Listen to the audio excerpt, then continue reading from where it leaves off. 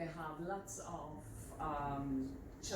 chances to work and lots of tasks and so on, and need much more stuff than all the other branches. Ypatingai čia norėčiau išskirti metalo pramonės ir būtent tas smulkų ir vidutinį verslą metalo pramonėje, kuris kaip ir turi daug užsakymų, norėtų gaminti, parduoti ir panašiai, bet trūksta darbo jėgos, trūksta ir žmonių, kurie ateitų pas juos apsimokyti ir po to tęsti savo karjerą.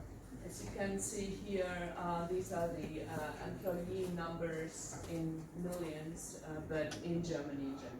Čia yra Vokietijoje darbuotojų skaičius, ta prasme, kiek yra darbingo amžiaus žmonių. So it is Metalo pramonė. Yeah. So, and that's the reason why my institute as a research institute for VAT problems faces these problems and different projects. Dėl to mano institutas, kuris konkrečiai atsako už profesinį mokslą ir parengimą, bando kažką pasiūlyti tom problemom spręsti. And I want to discuss some of the ideas we gain together with the enterprises. Koks yra sprendimas?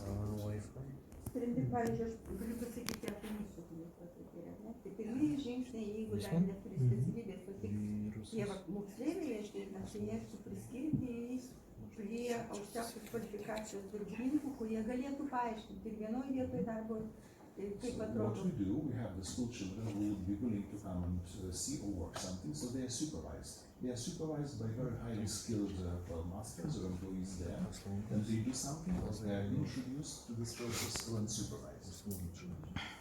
Okay. I wanted to know, how do you come in contact with young people? So the man in the last row. O kaip jūs kontaktuojate su jaunimu? Are you applying this to this director of advice?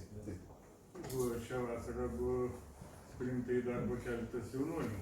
We employed several young people this summer.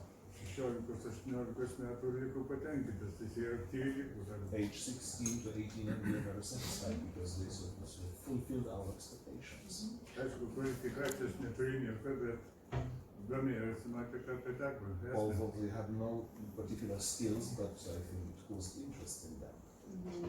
And who made the first steps and O how? kas tą pirmą žingsnį žengė, jūs ar jaunimas vis dėlto?